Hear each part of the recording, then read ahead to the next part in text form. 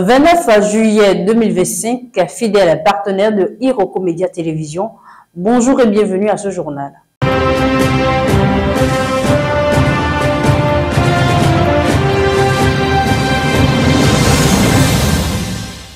Sommet de l'Organisation des Nations Unies à Addis Abeba, l'alerte est lancée face à la faim mondiale. Du 27 au 29 juillet 2025, Addis Abeba accueille la deuxième édition du Sommet des Nations Unies sur les systèmes alimentaires co-organisé par l'Éthiopie et l'Italie.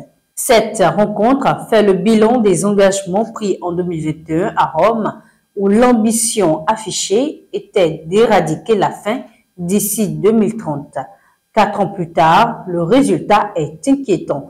295 millions de personnes souffrent de la faim et de la malnutrition aiguë. Amina Jane Mohamed, vice-secrétaire générale de l'ONU, a dénoncé le manque d'efforts concrets, soulignant la pression continue sur les systèmes alimentaires et l'insuffisance des investissements. Elle a particulièrement alerté sur les drames humanitaires au Soudan et à Gaza, où la faim est utilisée comme arme de guerre, appelant à une mobilisation urgente. Le président de la Commission de l'Union africaine, Mahamadou Ali Youssouf, a lui aussi exprimé sa vive inquiétude en évoquant les millions de femmes et d'enfants africains victimes de la faim.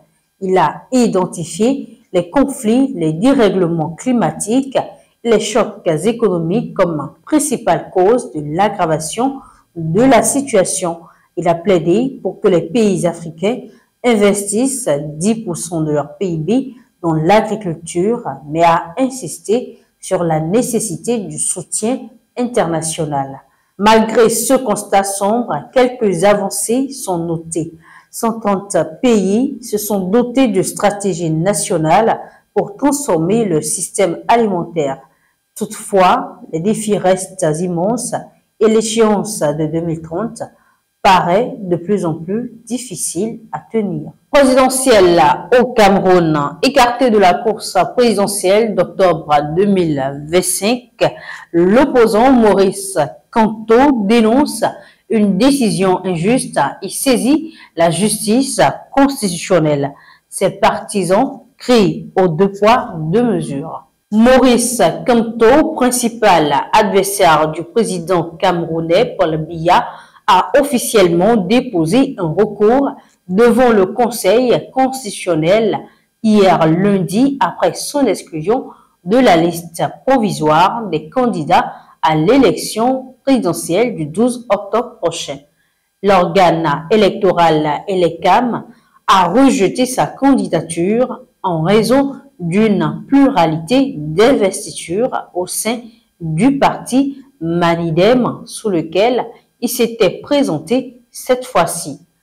Ancien chef du mouvement pour la renaissance du Cameroun, Kamto s'est tourné vers le Manidem, un parti panafricaniste, après que son propre mouvement eut été disqualifié pour absence d'élus au Parlement ou dans des conseils municipaux, critères exigés par la loi électorale. Dans le même temps, un autre militant du Manidem a également déposé sa candidature, provoquant une situation litigieuse que l'organe électoral a jugée invalide.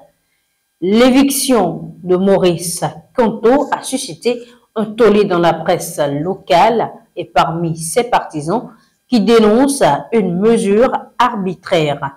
Ils pointent du doigt un traitement inégal. Selon eux, d'autres partis ayant également présenté 2 candidats n'ont pas été sanctionnés. Pour Djekam Kameni, membre du groupe de Douala, cette décision relève d'un scandale mondial et illustre une politique 2 poids, 2 mesures. Pendant ce temps, le parti au pouvoir, le RDPC de Paul Biya, rejette ces accusations. Selon Patrick Rifoui, porte-parole du parti, les cas évoqués ne sont pas comparables car les conflits internes du Manidem seraient plus anciens et documentés ce qui justifierait la disqualification. Dans ce climat tendu, la bataille politique se poursuit désormais sur le terrain judiciaire. On parle dans ce journal du conflit russo-ukrainien. Le président américain Donald Trump donne un ultimatum à Vladimir Poutine et agite la menace de sanctions. Le 28 juillet, en Écosse, Donald Trump a exprimé sa déception face à l'inaction de Vladimir Poutine dans le conflit ukrainien. Il a lancé un ultimatum. La Russie dispose de 10 à 12 jours pour trouver un accord de paix, sans quoi les États-Unis imposeront des sanctions secondaires, notamment contre les pays qui continuent d'acheter des hydrocarbures russes. Ces sanctions viseraient à tarir les revenus énergétiques de Moscou. Une première alerte économique s'est déjà fait sentir. Le prix du baril a bondi à près de 70 $. Cette nouvelle pression intervient après une précédente menace en juillet de surtasser massivement les produits russes sous 50 jours. Le président américain a resserré ce délai, justifiant sa décision par l'absence de progrès dans les pourparlers de paix. Dans le même temps, les États-Unis et l'Union européenne ont signé un accord commercial stratégique.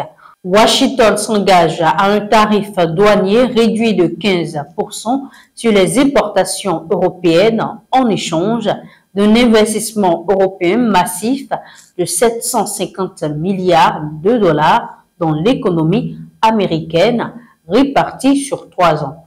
Cette coopération vise aussi à réduire la dépendance au gaz russe. Alors que le Kremlin n'a pas réagi, l'Ukraine a salué la fermeté américaine. Donald Trump s'est montré agacé par le président Zelensky, lui reprochant de ne pas soutenir plus explicitement sa ligne dure contre la Russie, malgré les attaques meurtrières répétées. Par ailleurs, sur le terrain, le conflit continue de faire des victimes. Dans la nuit du 28 au 29 juillet, au moins 8 civils, dont une fillette de 2 ans, ont été blessés lors d'une attaque à l'ouest de l'Ukraine. Ce sera tout pour cette matinée. Merci de nous avoir suivis. À très bientôt.